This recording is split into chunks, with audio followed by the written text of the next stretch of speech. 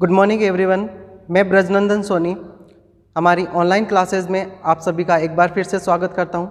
अपन अपनी psychiatric nursing की class के अंदर अपन डिस्कस कर रहे थे ऑर्गेनिक ब्रेन सिंड्रोम के बारे में अपन डिस्कस कर रहे थे, ठीक है। जिसके अंदर मैंने आपको प्रीवियस लेक्चर के अंदर डेलीरियम के बारे में बता दिया था। अगर किसी ने वो वीडियो नहीं देखा है तो उस वीडियो को आप ज़रूर देखें, ठीक है। तो अपन डिस्कस कर रहे हैं ऑर्गेनिक ब्रेन सिंड्रोम के बारे में, ठीक है। तो आज का जो अपना टॉपिक होगा, अपन ने डेलीरियम पढ़ लिया है, डिमेंशिया के बारे में आज अपन क्या करेंगे, डिस्कस करेंगे डिमेंशिया, ठीक है। आज का जो अपना टॉपिक होगा वो कौन सा है, डिमेंशिया, ठीक है। उससे पहले अपन बात कर लेते हैं कि ऑर्गेनिक ब्रेन सिंड्रोम में जो प्रीवियस लेक्चर के अंदर मैंने आपको बताया था उसके बारे में कि अपन ने पढ़ा था कि आईसीडी के अकॉर्डिंग, जो ICD-10 के अकॉर्डिंग अपन ने जो ऑर्गेनिक ब्रेन सिंड्रोम है उसको अपन ने क्लासीफाई कर रखा था कहाँ से, F00 से F09 के अंदर। F0 से F09 के अंदर अपन ने इसको क्या कर रखा था, क्लासीफाई कर रखा था। जिसके अंदर मैंने आपको बताया था कि जो F00, F01, F04, F05, ठीक है, F06, ऐसे मैंने आपको इसको क्लासीफाई करके बताया था। जिसके अंदर मैंने बताया था कि जो F00 है जिसके अंदर अपन क्या पढ़ते हैं, डिमेंशिया पढ़ते हैं, ठीक है, डिमेंशिया। और वो भी किसकी वजह से हो रहा था, अल्जाइमर डिजीज़ की वजह से, अल्जाइमर, ठीक है, अल्जाइमर डिसऑर्डर या डिसऑर्डर, अल्जाइमर डिसऑर्डर की वजह से, ठीक है। F01 के अंदर मैंने बताया था वो कौन सा था, वेस्कुलर डिमेंशिया, F04 के अंदर ऑर्गेनिक एमनेस्टिक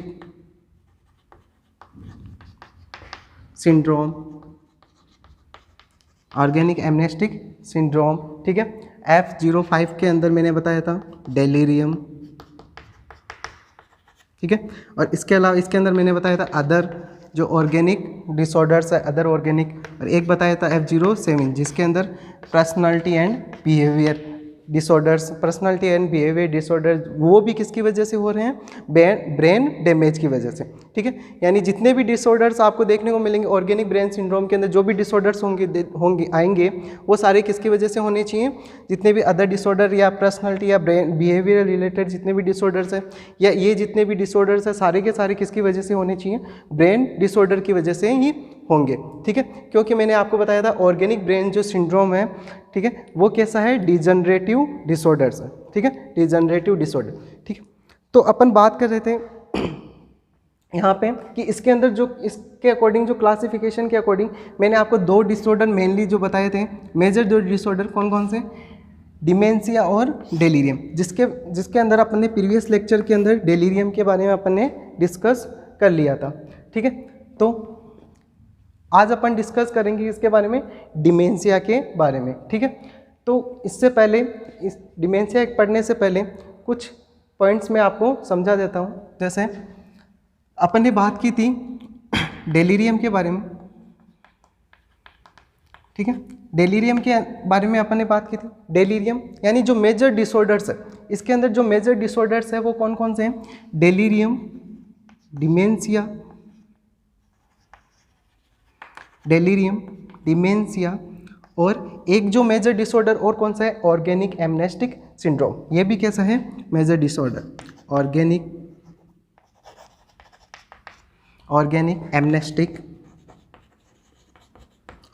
एमनेस्टिक सिंड्रोम। तो डेलीरियम के अंदर मैंने आपको बताया था कि इसका जो कार्डिनल साइन है यानी जो मेन साइन है वो कौन सा है, क्लाउडेड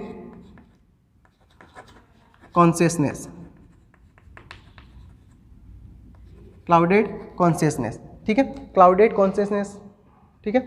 और इनका जो डिमेंशिया और एमनेस्टिक जो सिंड्रोम है, ठीक है, इनका जो इनमें भी क्या होता है, क्लाउडेड कॉन्शियसनेस हो रहा है। क्लाउडेड कॉन्शियसनेस के साथ में मैंने एक और बताया था कि जिसकी वजह से क्या होगा, यहाँ पे मेमोरी लॉस होगा, ठीक है। तो इनमें भी क्या होती है, मेमोरी है वो क्या होती है, लॉस होती है। ये भी, इसमें भी क्या होता है, मेमोरी लॉस। ठीक है, तीनों के अंदर ही क्या होती है, मेमोरी लॉस होती है। ठीक है, लेकिन इनको अपन कैसे क्लासिफाई करेंगे या कैसे पता लगाएंगे कि इस पेशेंट के अंदर डेलीरियम है, इसमें डिमेंशिया या ऑर्गेनिक एमनेस्टिक सिंड्रोम है। ठीक है, तो मैंने आपको बताया था जब मैं अपने डेलीरियम की क्लास के अंदर मैंने आपको बताया था कि ये जो डेलीरियम है इसके अंदर जो मेनली क्या होता है, क्लाउडेड कॉन्शियसनेस होता है। ठीक है, अब जो क्लाउडेड जो कॉन्शियसनेस है वो किसी भी प्रकार की अलग अलग तरीके से भी हो सकता है। जैसे मैंने आपको बताया था कि ये जो ओल्ड पर्सन है उनके अंदर भी हो सकता है क्लाउडेड कॉन्शियसनेस, ओल्ड पर्सन है उनमें भी देखने को मिल सकता है आपको। इसके अलावा जो पोस्ट ऑपरेटिव पर्सन है उनके अंदर भी आपको क्लाउडेड कॉन्शियसनेस, जिसकी वजह से यानी ओल्ड पर्सन है तो उनके अंदर क्या हो रहा है, क्लाउडेड कॉन्शियसनेस, उसकी वजह से क्या हो रही है, यहाँ पे मेमोरी लॉस हो रही है। ठीक है, और या जो कोई पोस्ट ऑपरेटिव पर्सन है, ठीक है, उनके अंदर भी क्या हो रहा है, पोस्ट ऑपरेटिव की वजह से क्या हो रहा है, क्लाउडेड कॉन्शियसनेस हो रहा है। ठीक है, तो उसके अंदर उसकी वजह से क्लाउडेड कॉन्शियसनेस हो रहा है, तो उसकी वजह से यहाँ पे क्या हो रही है, मेमोरी लॉस हो रही है। ठीक है, तो ये कैसा है, जो डेलीरियम है वो कैसा है, एक अलग ही प्रकार का, अपने आप में खुद में ही अलग ही प्रकार का क्या है, एक डिसऑर्डर है, क्योंकि इसके अंदर जो मेमोरी जो लॉस हो रही है वो अलग कॉजेज की वजह से हो रही है। ठीक है, लेकिन अपन यहाँ पे डिस्कस करेंगे कि डिमेंशिया और ऑर्गेनिक एमनेस्टिक सिंड्रोम है, इनके अंदर जो मेमोरी लॉस है वो कैसे होती है। तो डेलीरियम तो कैसा है, एक अलग ही अपने आप में क्या है, डिसऑर्डर है। तो इसको एक बार छोड़ो, ये तो अपन ने पढ़ लिया था। अपन बात करते हैं किसकी, डिमेंशिया और ऑर्गेनिक एमनेस्टिक सिंड्रोम। ठीक है, तो डिमेंशिया है, ठीक है, इसके अंदर सबसे पहले अपन देखते हैं ऑर्गेनिक एमनेस्टिक सिंड्रोम। इसके अंदर क्या हो रही है, दोनों के अंदर ही क्या हो रही है, डिमेंशिया के अंदर और ऑर्गेनिक एमनेस्टिक सिंड्रोम, इन दोनों में ही क्या हो रही है, मेमोरी लॉस हो रही है। लेकिन इसके अंदर जो मेमोरी लॉस होगी वो कैसी होगी, रिसेंट। किसके अंदर, एमनेस्टिक जो सिंड्रोम है इसके अंदर जो मेमोरी लॉस होगी वो कैसी होगी, recent memory loss. Recent memory loss का मतलब क्या है, यानी जो मेमोरी जो लॉस होगी वो कैसे होगी, डे टू वीक, यानी कहाँ से होगी, यानी अभी के जैसे कुछ डे से लेकर के एक वीक तक क्या हो सकती है, या कुछ वीक तक क्या हो सकती है, ये मेमोरी लॉस होती है। तो वो किसके अंदर आती है, रिसेंट मेमोरी लॉस के अंदर। ठीक है, लेकिन जो डिमेंशिया है, कौन सा है, जो डिमेंशिया, इसके अंदर जो मेमोरी लॉस होती है इसमें भी मेमोरी लॉस होगी, लेकिन किस टाइप की होगी, प्रोग्रेसिव मेमोरी लॉस। इसके अंदर किस टाइप की होगी, प्रोग्रेसिव मेमोरी लॉस होगी। प्रोग्रेसिव का मतलब क्या है, इसके अंदर प्रोग्रेसिव का मतलब क्या है, रिसेंट टू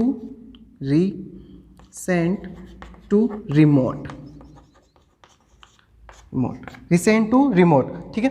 तो यहाँ पे इनको दोनों के अंदर डिफरेंस समझने की कोशिश करना कि जो रिसेंट मेमोरी का मतलब क्या है, जैसे कुछ डे से लेकर के कुछ वीक तक, यानी जो अभी के जो इवेंट्स है, जैसे कोई भी पर्सन है, ठीक है, जो अभी के जो जैसे इवेंट्स है, कोई भी इवेंट्स जैसे अपन मान सकते हैं, जैसे अभी उसके साथ में कोई भी इवेंट्स हुआ है तो वो अगर वो क्या हो जाता है, फॉरगेट हो जाता है या भूल जाता है, तो वो तो उसके अंदर कौन सा डिसऑर्डर होगा, ऑर्गेनिक एमनेस्टिक सिंड्रोम बोलेंगे, क्योंकि उसकी कौन सी मेमोरी लॉस्ट हो रही है, रिसेंट मेमोरी है, या अभी की जो मेमोरी है वो क्या हो रही है, लॉस हो रही है। ठीक है, लेकिन जो डिमेंशिया के अंदर कैसी होती है memory loss, progressive memory loss होती है। प्रोग्रेसिव मेमोरी लॉस का मतलब क्या है, पहले जो मेमोरी लॉस होगी वो कौन सी, अभी वाली इवेंट की होगी, जैसे अभी जो भी उसके साथ में जो भी हुआ है या उसने जो भी वर्क किया है वो क्या होगा, लॉस्ट होगा। उसके बाद में उससे पहले वाली, ठीक है, कुछ दिन के बाद वाली, उसके बाद में कुछ वीक्स के बाद वाली जो मेमोरी है वो लॉस्ट होगी, फिर उसके कुछ मंथ वाली है जो पिछली जो मेमोरी है वो लॉस्ट होगी, ठीक है, फिर कुछ ईयर, ठीक है, जो इस तरह से क्या होगी, उसकी मेमोरी है वो क्या होगी, प्रोग्रेसिव, यानी धीरे एक बार मेमोरी क्या होना स्टार्ट हो जाए, लॉस होना स्टार्ट होगी, रिसेंट टू रिमोट की तरफ क्या होगी, मेमोरी है वो क्या होगी, लॉस होगी। ठीक है, इस प्रकार का इसके अंदर इस प्रकार की क्या होगी, मेमोरी लॉस होगी, किसके अंदर, डिमेंशिया के अंदर। ठीक है, तो प्रोग्रेसिव का मतलब क्या है, यानी ये क्या होगी, कंटिन्यूअसली कहाँ से, कहाँ से अपन बोल सकते हैं, रिसेंट टू रिमोट की तरफ होगी, यानी अभी वाले जो इवेंट है वो फिर उसके बाद में धीरे धीरे जो पास्ट के जो इवेंट है वो क्या होते जाएंगे, उसके लॉस्ट होते जाएंगे। जैसे अपन इजीली अगर अपन बात करें, अगर देखें कि जो अपना जो मेमोरी का जो क्रम है वो कैसे अरेंज होता है, तो सबसे पहले जैसे अभी के जो इवेंट्स हैं वो सारे कहाँ होते हैं, जैसे सबसे ऊपर वाली परत के अंदर, ठीक है। उसके नीचे कुछ दिन के इवेंट्स हैं वो उसके नीचे होते हैं, फिर कुछ मंथ के जो इवेंट्स हैं वो उसके नीचे होते हैं, ठीक है। और फिर उसके जस्ट नीचे जैसे कुछ सालों के इवेंट्स हैं, ठीक है। और जो बचपन के इवेंट्स हैं, बहुत सारे जो इवेंट बचपन के जो इवेंट्स हैं वो सबसे नीचे होते हैं। यानी इस क्रम के अंदर क्या होते हैं, इवेंट जो अपने इवेंट्स हैं वो क्या होते हैं, अरेंज्ड होते हैं, ठीक है। तो इसके अंदर डिमेंशिया के अंदर क्या होगा, सबसे पहले जो पर्सन है वो भूलेगा, किसको भूलेगा, जैसे अभी उसके साथ में क्या होंगे इवेंट्स हुए वो क्या होंगे, लॉस्ट हो गए, यानी सबसे ऊपर वाली परत लॉस्ट होगी। फिर धीरे धीरे नीचे की तरफ क्या होता जाएगा, वो प्रोग्रेस करता जाएगा, ठीक है। यानी अभी के इवेंट्स हुए, लॉस्ट हुए, फिर उस थोड़े दिन बाद के अंदर जो उसने पहले जो इवेंट्स थे वो उसके लॉस्ट हुए, ठीक है। धीरे धीरे ऐसे अगर वो प्रोग्रेस करता जाएगा तो एक टाइम ऐसा आएगा वो अपने फैमिली मेम्बर्स हैं उनको भी क्या हो जाएगा, भूल जाएगा, ठीक है। अपने फैमिली मेम्बर्स हैं उनको भी क्या नहीं रख पाएगा, याद नहीं रख पाएगा, ठीक है। उनको भी वो क्या हो जाएगा, भूल जाएगा। यानी इतनी मेमोरी क्या हो जाएगी उसकी लॉस्ट हो जाएगी कि रिमोट तक पहुंच जाएगी, यानी वो क्या हो जाएगा, अपनी फैमिली मेम्बर को भी भूल जाएगा, उनको भी वो नहीं पहचान पाएगा। तो ये इस प्रकार का मेमोरी इसके अंदर लॉस्ट होगी, किसके अंदर, डिमेंशिया के अंदर, ठीक है। यानी रिसेंट टू रिमोट। लेकिन जो ऑर्गेनिक एमनेस्टिक सिंड्रोम है इसके अंदर क्या होगा, जो मेमोरी लॉस्ट होगी वो कैसी होगी, रिसेंट मेमोरी है वो क्या होगी, लॉस्ट। यानी अभी के कुछ दिन या वीक्स के जो वीक्स तक जो इवेंट्स हैं वही क्या होंगे, लॉस्ट होंगे। जो पहले के जो पास्ट के जो इवेंट्स हैं वो क्या नहीं होंगे, इसके अंदर लॉस्ट नहीं होंगे, ठीक है। तो आई होप कि आपको डिमेंशिया और ऑर्गेनिक एमनेस्टिक सिंड्रोम के अंदर डिफरेंट समझ में आया होगा कि डिमेंशिया किसे बोलेंगे और ऑर्गेनिक एमनेस्टिक सिंड्रोम किसे बोलेंगे, ठीक है। नेक्स्ट अपन बात करते हैं, ये तो हुआ इनके डिफरेंस के बारे में, नॉर्मल मैंने आपको बता दिया। अब अपन बात करते हैं किसके बारे में, अपने टॉपिक डिमेंशिया के बारे में, ठीक है।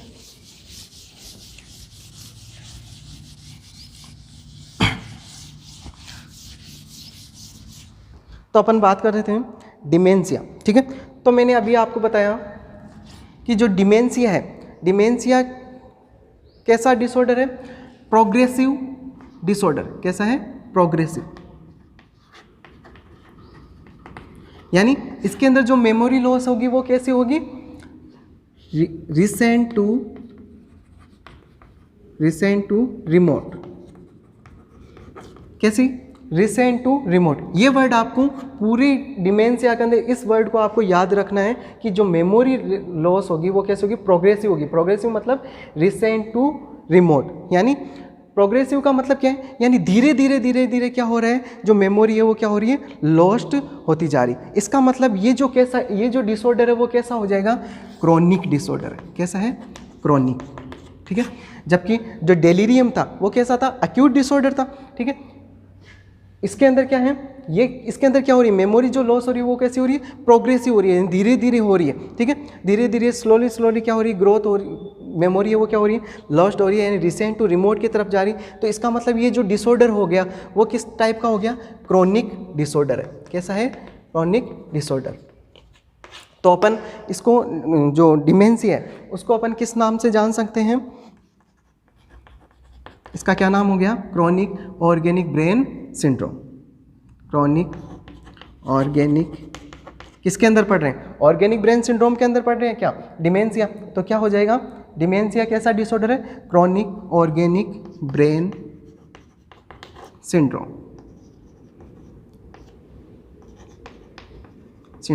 ठीक है। या अपन इसको बोल सकते हैं क्रोनिक ऑर्गेनिक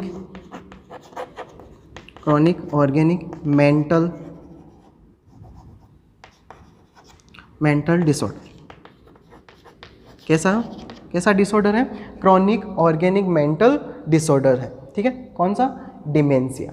क्योंकि ये कैसा है, प्रोग्रेसिव। इसके अंदर जो मेमोरी लॉस होगी वो कैसी होगी, प्रोग्रेसिव होगी, रिसेंट टू रिमोट की तरफ होगी, ठीक है। यानी धीरे धीरे अगर कोई भी चीज़ क्या हो रही है, ग्रोथ हो रही है, तो उसको अपन किस में कौन सा डिसऑर्डर मानते हैं, क्रॉनिक डिसऑर्डर, ठीक है। और सडनली होती है वो कौन सा होता है, एक्यूट, जैसे मैंने आपको डेलीरियम के अंदर समझाया था। अभी अपन बात करें डिमेंशिया, तो ये कैसा डिसऑर्डर, इसको अपन और किस नाम से जान सकेंगे, एक तो क्रॉनिक ऑर्गेनिक ब्रेन सिंड्रोम के नाम से जान सकते हैं, ठीक है, इसका दूसरा नाम हो गया। और एक नाम और क्या हो गया इसका, chronic organic mental disorder, chronic organic mental disorder के नाम से भी इसको अपन जान सकते हैं। तो ये हो गए इसके। और इसके अलावा मैंने आपको बताया गया डिमेंशिया वो कैसा है, प्रोग्रेसिव डिसऑर्डर है,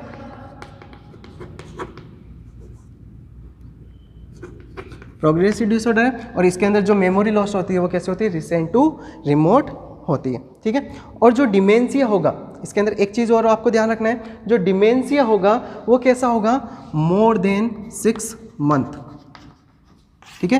कितना होगा, मोर देन 6 मंथ का होगा, ठीक है। यानी इसके अंदर जो डिमेंशिया की जो कंडीशन आएगी, उससे पहले कौन सी कंडीशन आपको देखने को मिलेगी, डेलीरियम की कंडीशन आपको देखने को मिलेगी। यानी डेलीरियम के सिम्टम्स आएंगे। डेलीरियम का मैंने आपको बताया था लेस देन 6 मंथ, ठीक है, लेस देन 6 मंथ बताया था किसके अंदर, डेलीरियम के अंदर, ठीक है। तो डेलीरियम होने के बाद में ही कौन सी कंडीशन अराइज होती है, डिमेंशिया की कंडीशन है वो अराइज होती है। यानी 6 मंथ के बाद में, क्योंकि ये कैसी प्रोसेस है, लॉन्ग प्रोसेस है, प्रोग्रेसिव है, ठीक है, धीरे धीरे क्या होती है, अराइज होती है। स्टार्टिंग के अंदर जब मेमोरी लॉस होती है तो पर्सन को क्या नहीं होता, पता नहीं होता है कि मेरे अंदर ऐसा डिसऑर्डर है क्या, ठीक है, क्योंकि धीरे धीरे क्या होती है, प्रोग्रेस होती है ये डिसऑर्डर, ठीक है। तो 6 मंथ के बाद में क्या होता है, पता चलता है कि इसके अंदर क्या है, डिमेंशिया की कंडीशन है किसी भी पर्सन के अंदर, ठीक है।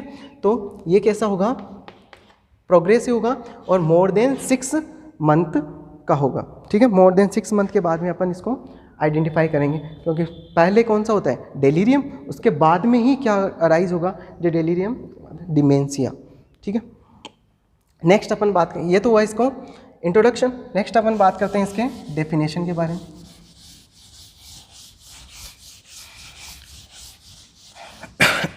सॉरी,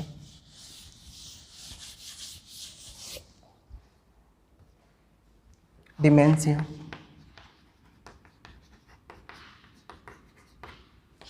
डिमेंशिया अपन पढ़ रहे हैं, तो इसके डेफिनेशन।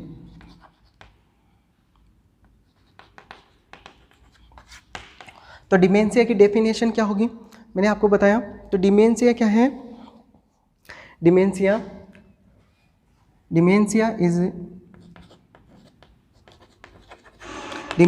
इज ए कैसा डिसऑर्डर है, chronic organic brain syndrome, organic brain syndrome, organic brain syndrome characterized by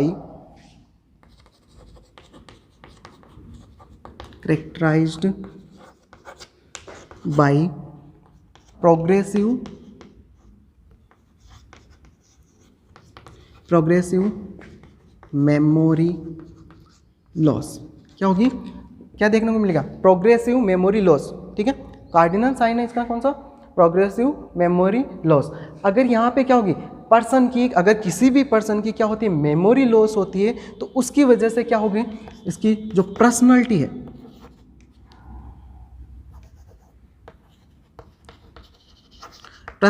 है, वो क्या हो जाएगी, डिटोरिएट हो जाएगी, यहाँ अपन बोल सकते हैं क्या हो जाएगी, चेंज हो जाएगी। पर्सनालिटी है क्या होगी, अफेक्ट होगी, चेंज होगी, या अपन बोल सकते हैं डिटोरिएट होगी। अब लर्निंग जो एक्टिविटी, इसकी लर्निंग एक्टिविटी वो भी क्या होगी, अफेक्ट, या अपन बोल सकते हैं क्या होगी, लॉस हो जाएगी। लर्निंग एक्टिविटी भी क्या हो जाएगी, लॉस हो जाएगी, ठीक है। तो इसे ही अपन क्या बोलते हैं, डिमेंशिया बोलते हैं। तो डिमेंशिया की डेफिनेशन क्या होगी, डिमेंशिया क्या है, एक क्रोनिक ऑर्गेनिक ब्रेन सिंड्रोम है, करेक्टराइज्ड बाय, यानी कौन कौन से सिम्टम्स इसके अंदर देखने को मिलेंगे, प्रोग्रेसिव मेमोरी लॉस, क्या होगी, यानी जो मेमोरी तो लॉस होगी लेकिन किस टाइप की होगी, प्रोग्रेसिव होगी, ठीक है। यानी रिसेंट टू रिमोट, ये आपको याद रखना है, रिसेंट टू रिमोट,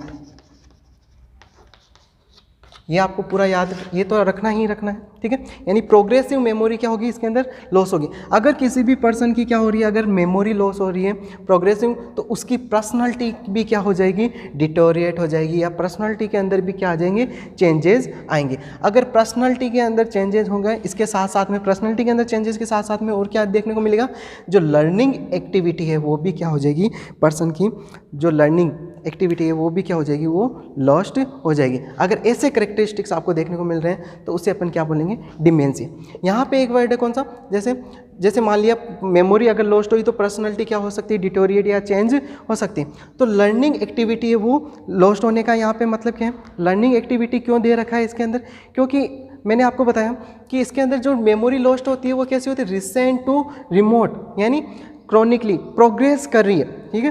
प्रोग्रेस का मतलब क्या है यहाँ पे, जैसे फॉर एग्जांपल के थ्रू मैं आपको बताऊँ कि जो लर्निंग एक्टिविटी है वो लॉस्ट, इसका जैसे कोई भी पर्सन, जैसे उसने पहले कार चलाना सीखा था या बाइक चलानी उसने क्या की थी, सीखी थी, ठीक है। तो उसके अंदर क्या हुआ, अब वो जैसे जैसे क्या होती जा रही है, इसकी सीवियरिटी बढ़ती जा रही है, ठीक है। यानी सीवियरिटी अगर, क्योंकि ये कैसा डिसऑर्डर, क्रॉनिक डिसऑर्डर है, ठीक है। तो इसके अंदर क्या हो जाएगा, वो जो लर्निंग एक्टिविटी यानी उसने जो पहले सीखा था, कार चलाना जो उसने पहले सीखा था, वही अब क्या हो जाएगा, वो भूल जाएगा, ठीक है। उसको याद नहीं रहेगा, क्योंकि ये क्या हो जाएगा, सीवियर डिसऑर्डर है, रिसेंट टू रिमोट की तरफ जा रहा है, प्रोग्रेसिव है, कैसा है, प्रोग्रेसिव है, मेमोरी लॉस हो रही। तो वो क्या हो जाएगा, जो उसने पहले सीखा था, लर्निंग का मतलब क्या होता है, सीखना, ठीक है। जो उसने पहले सीखा था वो भी क्या हो जाएगा, वो भूल जाएगा, ठीक है। अगर वो भूल जाएगा तो उसकी पर्सनालिटी भी क्या होगी, डिटोरिएट होगी। तो ये सारे अगर करेक्टरिस्टिक्स आपको देखने को मिलेंगे तो उस कंडीशन को अपन, उस पेशेंट को अपन क्या बोलेंगे, ये किसका है, डिमेंशिया की कंडीशन देख है, ठीक है। नेक्स्ट अपन बात करते हैं इसके कॉजेज के बारे में, ठीक है। डेफिनेशन समझ में आ गई होगी। नेक्स्ट कॉजेज,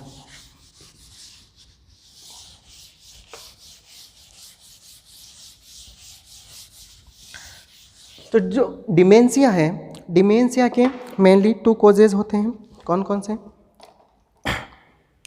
जो डिमेंशिया है इसके मेनली अपन ने इंट्रोडक्शन देख लिया, इंट्रो देख लिया, ठीक है। डेफिनेशन, अब बात कर रहे हैं अपन कॉजेज, ठीक है। तो जो डिमेंशिया है, ठीक है,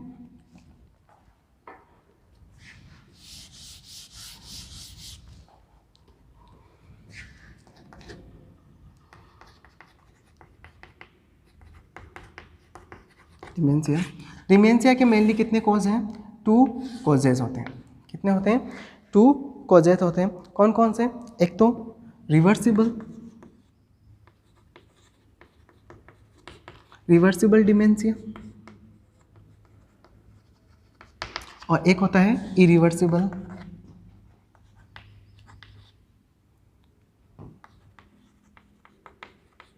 डिमेंशिया। रिवर्सिबल डिमेंशिया है वो 85% केसेस के अंदर देखने को मिलते हैं। कौन से, इरिवर्सिबल जो डिमेंशिया है वो 85%, और जो रिवर्सिबल है वो सिर्फ 15% केसेज के अंदर आपको देखने को मिलेगी, ठीक है। जो इरिवर्सिबल डिमेंशिया है, कौन सा, इरिवर्सिबल डिमेंशिया, इसके अंदर जो मेनली कॉज आएंगे वो कौन से आएंगे, जो डीजनरेटिव कॉजेज है, वो सारे कॉजेज किसके अंदर आएंगे, इरिवर्सिबल डिमेंशिया के अंदर। जैसे इरिवर्सिबल जो डीजनरेटिव कॉजेज कौन कौन से, जैसे अपन बात करें अल्जाइमर डिजीज, अल्जाइमर डिजीज, ठीक है, पार्किंसन डिजीज,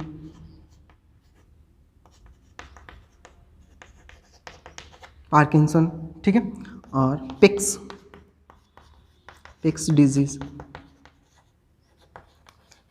डिजीज, ठीक है।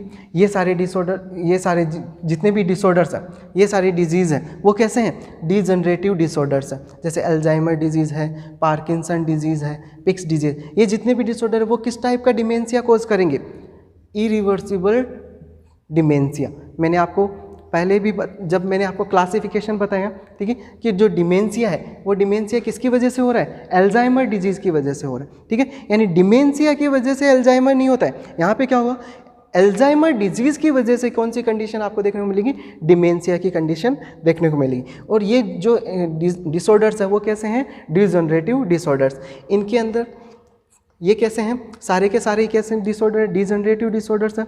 इनके अंदर जो ब्रेन से रिलेटेड है, यानी ब्रेन के अंदर डैमेज होगा, ठीक है। यानी जो अल्जाइमर डिजीज़ है, जो अल्जाइमर डिजीज़ के अंदर क्या होता है, जो ब्रेन की सेल्स है वो क्या होने स्टार्ट हो जाती है, ऑटोमेटिकली यहाँ डिस्ट्रॉय होने लग जाती है, ठीक है। अगर डिजनरेट होगा तो वहाँ क्या होगा, ब्रेन के जो फंक्शन है यानी कॉग्निटिव जो फंक्शंस है वो क्या होंगे, अफेक्ट होंगे। तो आपको कौन मेमोरी लॉस होगी, यानी मेमोरी लॉस होगी तो कौन सी कंडीशन? डिमेंशिया। ऐसे ही किसके अंदर होगा? पार्किंसन डिजीज़ के अंदर होगा। नेक्स्ट पिक्स डिजीज, जो पिक्स डिजीज़ है, पिक्स डिजीज़ के अंदर भी क्या होता है, जो फ्रंटल और पेराइटल लोब है, क्या होता है, फ्रंटल एंड पेराइटल, जो ब्रेन के फ्रंटल और जो पेराइटल लोब है वहाँ की जो गायरी है, गायरीज है, जो वहाँ की जो गायरीज है उनके अंदर क्या हो जाए, अगर एट्रोफी हो जाए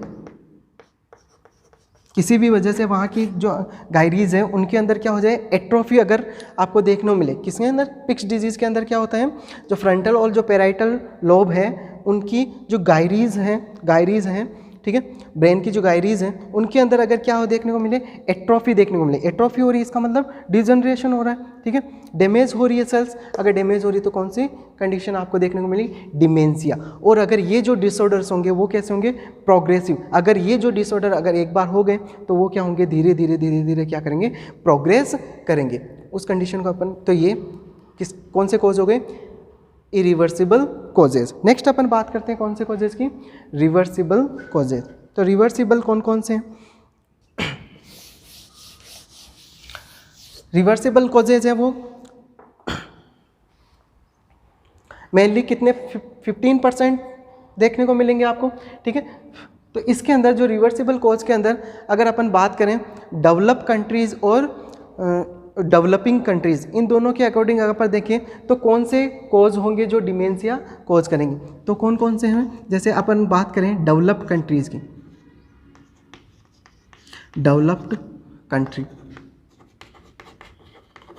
डेवलप कंट्री के अंदर इंडिया कैसा है? Developing country. इंडिया कैसे है? Developing country. इंडिया, जो अपना इंडिया है वो कैसा है? डेवलपिंग कंट्री है, ठीक है। जो डेवलप कंट्रीज है उसके अंदर जो इसका जो मेन कॉज होगा किसका? डिमेंशिया का, वो कौन सा होगा? टॉक्सिन, टॉक्सिक, ठीक है, टॉक्सिक। और जो डेवलपिंग कंट्रीज जैसे अपने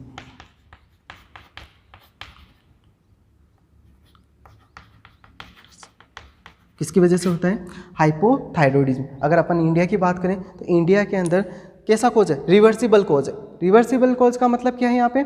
यानी अगर ये कंडीशन हो रही है, ठीक है, तो उसका जो कोज है उसको अपन क्या कर दें? हटा दें। अगर कोज को हटा देंगे तो वो कंडीशन वापस से क्या आ जाएगी? नॉर्मल के अंदर आ जाएगी, ठीक है। उसे अपन क्या बोलेंगे? रिवर्सिबल। और इरिवर्सिबल का मतलब क्या है?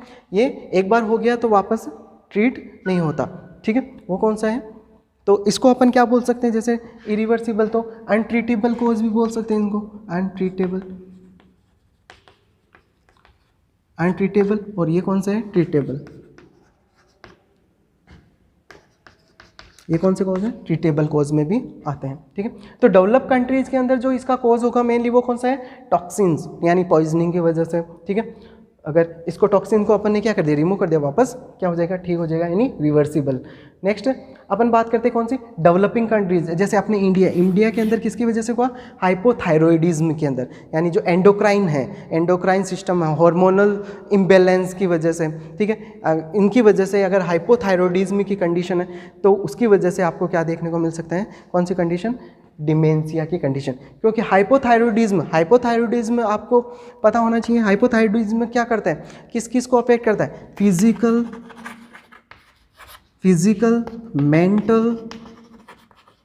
Mental and sexual.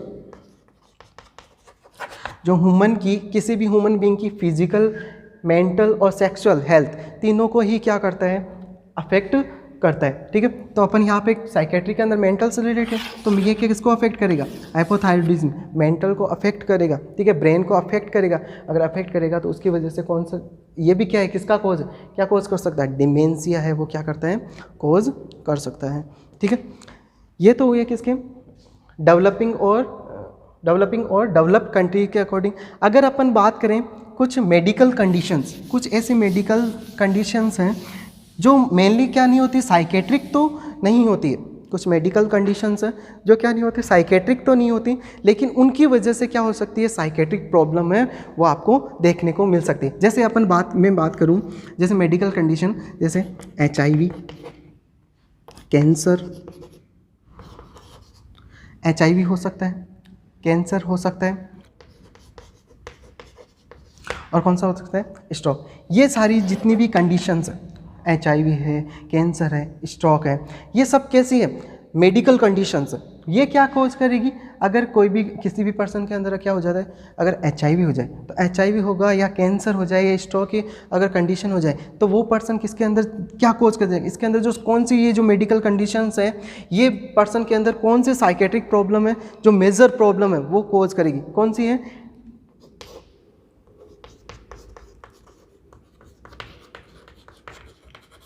डिप्रेशन। क्या कोज करेगी, डिप्रेशन। और डिप्रेशन कैसी है, साइकेट्रिक। तो डिप्रेशन की वजह से क्या हो सकता है, डिमेंशिया। क्योंकि मेंटल एक्टिविटी क्या हो रही है इसके अंदर, कॉग्निटिव फंक्शंस है वो क्या हो रहे हैं, अफेक्ट हो रहे हैं, तो क्या कोज करेगा, डिमेंशिया। यानी मेडिकल कंडीशन है, मेडिकल कंडीशन की वजह से साइकेट्रिक प्रॉब्लम्स आ रही है। ठीक है, कौन सी, डिप्रेशन। मेजर जो डिसऑर्डर्स है कौन सा है, साइकेट्रिक का, जो सबसे ज़्यादा होता है। ठीक है, वर्ल्ड वाइज अगर अपन देखें तो सबसे ज़्यादा जो डिसऑर्डर्स है वो कौन सा है, डिप्रेशन। जो मैंने आपको प्रीवियस लेक्चर के अंदर बता दिया है डिप्रेशन के बारे में, डिस्क्रिप्शन पूरा दे दिया इसका, आप देखना उस वीडियो को। तो डिप्रेशन की वजह से क्या होगा, डिमेंशिया की कंडीशन है वो आपको देखने को मिल सकती है। तो कुछ मेडिकल कंडीशंस हैं वो भी क्या कोज कर सकती है, साइकेट्रिक प्रॉब्लम्स है वो कोज कर सकती है। ठीक है, जैसे ये, तो ये तो हुए इसके कोजेज के बारे में, ये तो हुए इसके कॉजेज।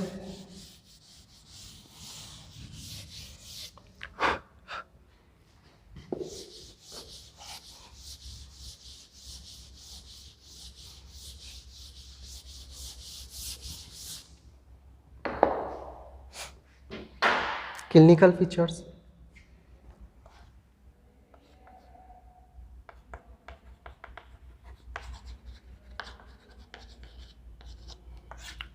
अगर अपन किसकी बात करें, इसके क्लिनिकल फीचर्स की बात करें। ठीक है,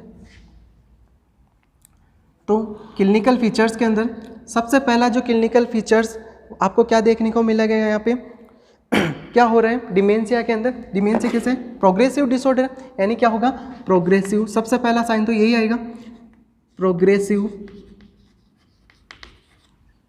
प्रोग्रेसिव मेमोरी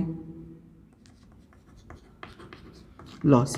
क्या होगा, सबसे पहला साइन तो कौन सा होगा, प्रोग्रेसिव मेमोरी लॉस। ठीक है, इसके अलावा मैंने आपको बताया था पर्सनालिटी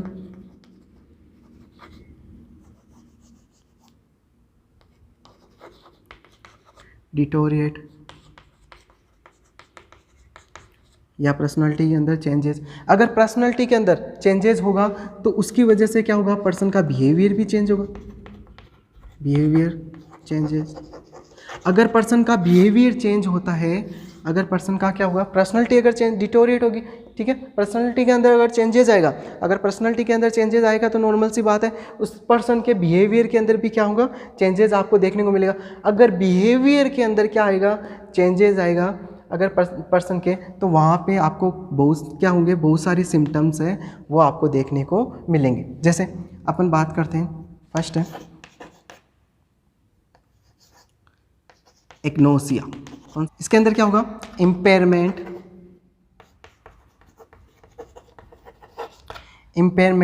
रिकॉग्नाइज ऑब्जेक्ट। जो इम्पेयरमेंट यानी किसके अंदर इम्पेयरमेंट आ जाएगा, कोई भी ऑब्जेक्ट को रिकॉग्नाइज करने में क्या होगा, इम्पेयरमेंट होगी, उसे अपन क्या बोलेंगे, एग्नोसिया। एग्नोसिया का मतलब क्या है? जैसे कोई भी ऑब्जेक्ट आपको दिया जाता है, ठीक है, कोई भी ऑब्जेक्ट आपको दिया जाता है, ठीक है, तो आप उसको क्या नहीं कर पाते, रिकॉग्नाइज नहीं कर पाते, ठीक है, उसके अंदर इम्पेयरमेंट आ जाता है, रिकॉग्नाइजेशन के अंदर क्या आ जाता है, इम्पेयरमेंट आ जाता है, तो उस कंडीशन को अपन क्या बोलते हैं, एग्नोसिया, ठीक है। जो इम्पेयरमेंट है वो क्या हुआ है, कैसा डिसऑर्डर्स है, ये क्रॉनिक डिसऑर्डर्स है, ठीक है, यानी प्रोग्रेसिव डिसऑर्डर्स है, ठीक है। तो इसके अंदर क्या हो जाता है, जैसे कोई भी रिकॉग्नाइज अगर और कोई भी ऑब्जेक्ट, जैसे यहाँ पे अपन बात करें जैसे किसी भी फैमिली मेम्बर्स की अगर अपन क्या दें, जो फोटो अगर अपन दिखाएं उस पर्सन को, तो वो उसको भी क्या नहीं कर पाता है, रिकॉग्नाइज नहीं कर पाता। क्या बोलेंगे उसके लिए,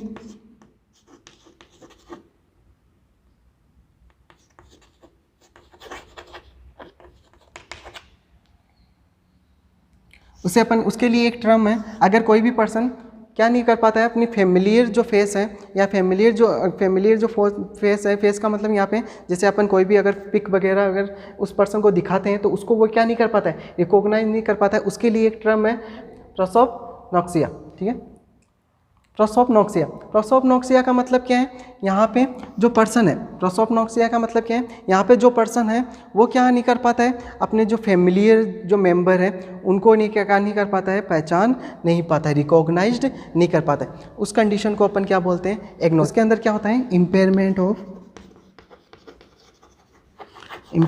ऑफ फेमिलियर फेस, ठीक है, फेमिलियर फेस, या अपन बोल सकते हैं कोई भी अगर किसी भी पर्सन का कोई ऑब्जेक्ट है, इसके अंदर ऑब्जेक्ट को रिकॉग्नाइज नहीं कर पाते, इसका मतलब यहाँ पे क्या है, जो भी पिक्स अगर अपन दिखा रहे हैं उस पर्सन को, अब उसके फैमिली मेम्बर को, जैसे किसी की भी पिक्स दिखा सकते हैं, जैसे उसके फादर मदर, ठीक है, उसके चाइल्ड्स या उसकी वाइफ, तो उनको भी वो क्या नहीं कर पाता है, रिकॉग्नाइज्ड नहीं कर पाता है, उस कंडीशन को क्या बोलते हैं, एग्नोसिया बोलते हैं, ठीक है। नेक्स्ट है एटेक्सिया। इसके अंदर क्या होगा,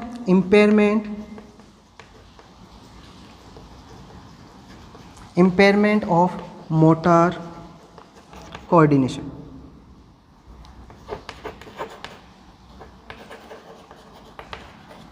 जो कोऑर्डिनेशन है, इम्पेयरमेंट ऑफ मोटर जो कोऑर्डिनेशन है, कोऑर्डिनेशन वो क्या हो जाएगा, मोटर जो कोऑर्डिनेशन है वो क्या हो जाएगा, इसके अंदर अफेक्ट होगा, किसके अंदर, एटेक्सिया के अंदर। Difficulty in skill movement,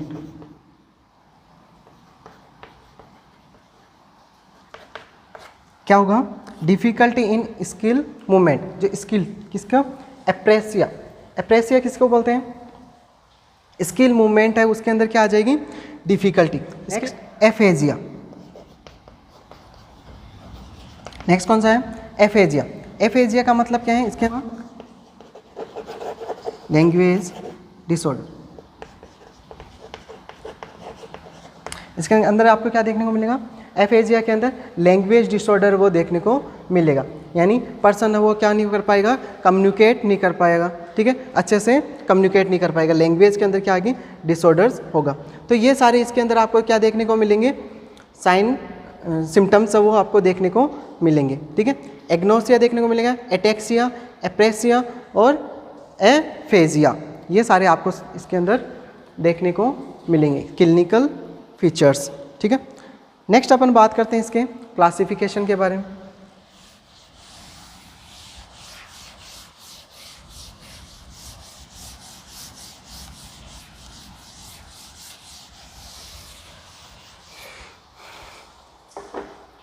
classification,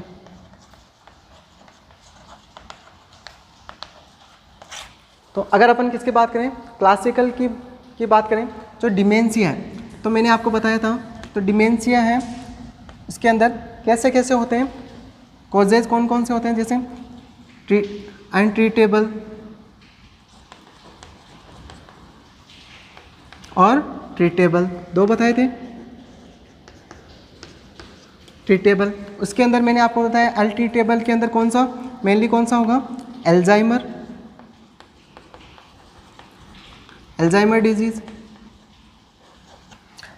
disease होगी, और इसके अंदर vascular vascular dementia, vascular dementia, ठीक है। एल्जाइमर डिजीज, एल्जाइमर डिजीज को अपन क्या बोल सकते हैं, ये कैसी,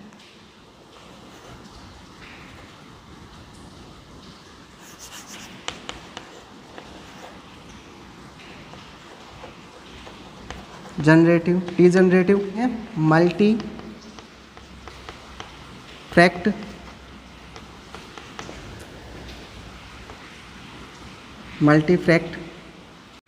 डिमेंशिया, कैसी है, मल्टीफ्रैक्ट डिमेंशिया भी, वेस्कुलर डिमेंशिया उसको मल्टीफ्रैक्ट डिमेंशिया भी बोलते हैं, ठीक है। और जो एल्जाइमर डिजीज है उसको अपन क्या बोल सकते हैं, डिजनरेटिव डिमेंशिया, डिजनरेटिव डिमेंशिया भी इसको बोल सकेंगे, ठीक है। तो अपन किसकी बात कर लेते हैं पहले, वेस्कुलर जो ट्रीटेबल डिमेंशिया या वेस्कुलर डिमेंशिया है, इसके अंदर क्या होता है, वेस्कुलर डिमेंशिया यानी किससे रिलेटेड है, ब्लड वेसल से, किससे है, ब्लड वेसल। अगर क्या हो जाए, जो ब्रेन को सप्लाई करने वाली ब्लड वेसल्स हैं, ब्रेन को जो सप्लाई करिए, अगर उस ब्लड वेसल्स के अंदर क्या हो जाए, किसी भी कारण से कंप्रेशन हो जाए, या फिर अपन बोल सकें कि जो ब्लड सप्लाई है वो ब्रेन को क्या नहीं हो, प्रॉपरली ब्लड सप्लाई अगर नहीं होगी, अगर ब्रेन को क्या नहीं होगी, प्रॉपरली ब्लड सप्लाई नहीं होगी, तो वहाँ के जो फंक्शंस है, किसके, ब्रेन के जो फंक्शंस हैं, वहाँ पे क्या होगा, चेंजेस होगा। तो वहाँ पे क्या हो जाएगी, हाइपोक्सिया की कंडीशन आपको देखने को मिलेगी, क्योंकि ब्रेन को क्या नहीं मिल रहा है, ब्लड सप्लाई नहीं हो रही, ब्लड सप्लाई नहीं होगी तो हाइपोक्सिया होगा, ठीक है। कौन सी कंडीशन होगी, हाइपोक्सिया। अगर हाइपोक्सिया की कंडीशन होगी यानी इसका मतलब क्या होगा, डिजनरेशन होगा, जो ब्लड जो सेल्स है, ब्रेन की जो सेल्स है वो क्या होगी, डैमेज होना स्टार्ट हो जाएगी, हाइपोक्सिया होगा। तो कौन सी कंडीशन आपको देखने को मिलेगी, डिमेंशिया की कंडीशन है वो आपको देखने को मिलेगी। अगर आपने क्या कर दिया, ये कैसा है, ट्रीटेबल, यानी आपका जो कोज कौन सा था, यानी ब्लड वेसल्स क्या हो रही थी, ब्लड वेसल्स कंप्रेस हो रही थी, अगर इसको आपने क्या कर दिया, ट्रीट कर दिया, अगर ये ट्रीट हो गया तो हाइपोक्सिया ठीक हो जाएगा और वापस से क्या हो जाएगी, ये कैसी है, रिवर्सिबल। नेक्स्ट अपन बात करते हैं किसकी, एल्जाइमर डिजीज़ की। अगर अपन किसकी बात करें, एल्जाइमर डिमेंशिया की,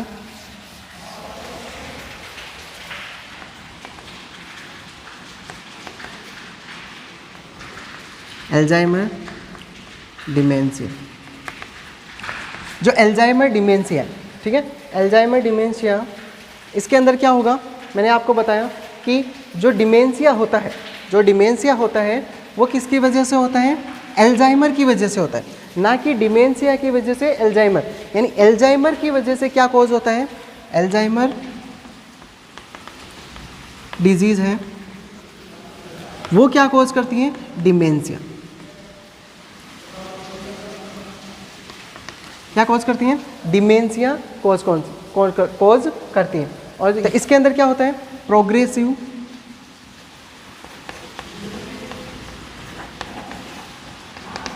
मेमोरी लॉस। इसके अंदर क्या होगा, जो मेमोरी है वो कैसी, प्रोग्रेसिव मेमोरी है वो क्या होगी, लॉस्ट होती है। एल्जाइमर डिजीज़ है, एल्जाइमर डिजीज़ के अंदर क्या होगा, एल्जाइमर डिजीज़ की वजह से क्या होगा, डिमेंशिया होगा, और जो मेमोरी लॉस होगी वो कैसी होगी, प्रोग्रेसिव मेमोरी है वो क्या होती है, लॉस्ट होती है। अगर अपन किसकी बात करें, एल्जाइमर डिजीज़ डिमेंशिया की बात करें, तो इसके अंदर स्टेजेस देखें तो इसकी कितनी स्टेजेस होती हैं, 7 स्टेजेस होती हैं। कौन कितनी होती हैं, 7 स्टेजेस। जैसे 7 स्टेजेस कौन कौन सी हैं, फर्स्ट स्टेज के अंदर क्या होगा, कोई भी सिम्टम्स हैं वो आपको नहीं दिखाई देंगे, ठीक है, पर्सन के अंदर कोई भी सिम्टम्स तो आएंगे लेकिन दिखाई नहीं देंगे। सेकेंड स्टेज के अंदर वो क्या होगा, भूलना स्टार्ट होगा, ठीक है, भूलना क्या होगा, स्टार्ट होगा, ठीक है, छोटी छोटी चीज़ों को, ठीक है, भूलना शुरू होगा, सिम्टम्स हैं वो आना शुरू होंगे यहाँ पे। थर्ड स्टेज के अंदर माइल्ड कोग्निटिव एक्टिविटी, यानी जो छोटी छोटी चीज़ें हैं जैसे कीज़ हैं, बाइक की कीज़ है, उनको क्या करना स्टार्ट हो जाएगा, भूलना शुरू हो जाएगा। फोर्थ स्टेज के अंदर कोई भी जैसे कोई भी इम्पोर्टेंट वर्क है, तो इम्पोर्टेंट इवेंट्स हो सकता है, कोई भी वर्क हो सकता है, ठीक है, इम्पोर्टेंट वर्क या इवेंट्स हैं उनको क्या होना स्टार्ट हो जाता है, भूलना शुरू हो जाता है, ठीक है। और इसके अंदर mild to moderate cognitive activity के अंदर क्या होगा, जो उसकी डेली एक्टिविटीज़ है, डेली एक्टिविटी है, उनको क्या होना स्टार्ट हो जाएगा, भूलना स्टार्ट हो जाएगा, जैसे खाना खाना है, ठीक है, वो सारी चीज़ें। और मॉडरेट टू सीवियर के अंदर क्या होगा, जो फैमिली मेम्बर है उसकी फैमिली है, उनको भी वो क्या नहीं कर पाएगा, रिकॉग्नाइज। और इसके अंदर क्या होगा, जो सीवियर कॉग्निटिव एक्टिविटी, इसके अंदर जितनी भी उसकी लाइफ की जो इवेंट्स हैं उन सभी को वो क्या हो जाता है, फॉरगेट कर जाता है। तो इस तरह से ये क्या है, इसकी 7 स्टेज है। जो 5th स्टेज है उस कौन सी है, अर्ली स्टेज है, जिसके अंदर वो क्या होता है, डेली एक्टिविटीज़ है उसको भूलना स्टार्ट हो जाता है, ठीक है, और भूलता है। मिडल स्टेज के अंदर, मिडल स्टेज कौन सी होगी, 4th स्टेज, जिसके अंदर वो क्या नहीं कर पाएगा, अपनी फैमिली मेम्बर को भी रिकॉग्नाइज नहीं कर पाएगा। नेक्स्ट कौन सी है, 7th स्टेज, 7th के अंदर सीवियर कॉग्निटिव एक्टिविटी वो डिक्रीज होगी, यानी जितनी भी उसके इवेंट्स है, लाइफ के इवेंट्स है, वो क्या हो जाएंगे, भूलना शुरू हो जाएंगे, यानी लास्ट स्टेज आ जाएगी किसकी, डिमेंशिया की। तो ये कौन सी है, एल्जाइमर डिमेंशिया। नेक्स्ट अपन बात करते हैं इसके डायग्नोसिस की।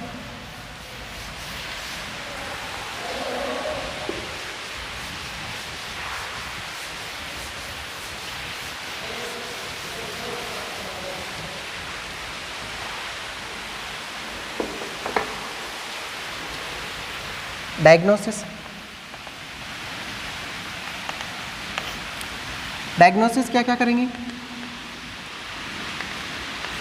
तो मैंने आपको बताया था जो डिमेंशिया है वो कैसा है, डिजनरेटिव है, ठीक है, या डेमोस्ट्रेबल है, ठीक है, इसको आप डिजनरेटिव है जिसको अपन क्या कर सकते हैं, डेमोस्ट्रेट कर सकते हैं। तो इसके अंदर अपन क्या करेंगे, हिस्ट्री कैसे पता लगाएंगे, हिस्ट्री टेकिंग, हिस्ट्री लेंगे, MMSC करेंगे, mini mental status examination,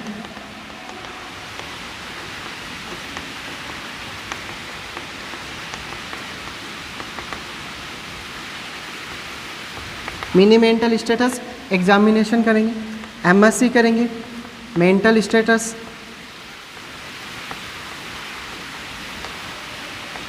examination, mental status examination करेंगे। इसके अलावा ब्लड टेस्ट और MRI करेंगे। ये सारे अपन इसके क्या कर सकते हैं, डायग्नोसिस करेंगे। कौन कौन से, हिस्ट्री टेकिंग, MSC करेंगे, MMSC करेंगे, मिनी मेंटल स्टेटस एग्जामिनेशन करेंगे, ठीक है, मेंटल स्टेटस एग्जामिनेशन करेंगे, कुछ ब्लड टेस्ट करेंगे और MRI करेंगे, जिसके अंदर ब्रेन के अंदर अगर कोई भी अबनॉर्मलिटीज हो उसको आइडेंटिफाई अपन कर सकते हैं, ठीक है। ये हो इसका डायग्नोसिस। नेक्स्ट अपन बात करते हैं इसके ट्रीटमेंट के बारे में। ट्रीटमेंट क्या करेंगे डिमेंशिया का,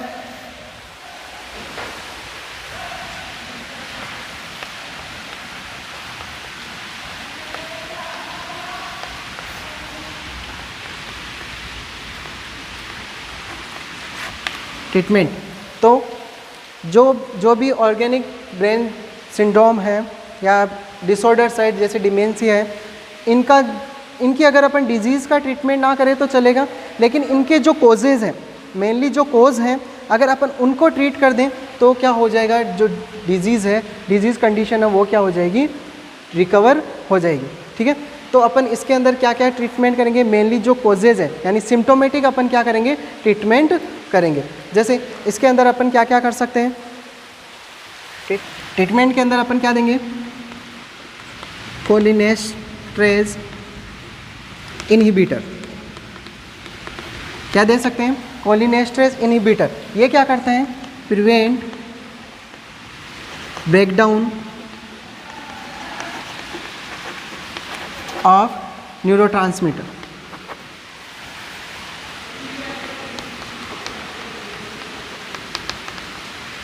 जो न्यूरोट्रांसमीटर है उसको ब्रेकडाउन होने से क्या करते हैं, प्रिवेंट करता है। कौन सा, कोलिनेस्ट्रेज एंजाइम। कौन सा न्यूरोट्रांसमीटर, मेनली जो एसिटाइल कोलिन है, जो एसिटाइल कोलिन है उसके ब्रेकडाउन को प्रिवेंट करेगा। और एसिटाइल कोलिन है वो किसके लिए रेस्पॉन्सिबल है, मूवमेंट एंड मेमोरी, दोनों के लिए क्या होता है, रेस्पॉन्सिबल होता है। कौन सा, एसिटाइल कोलिन। तो कोलिनेस्ट्रेज इनहिबिटर अपन क्या कर सकते हैं, यहाँ पे दे सकते हैं। इसके अलावा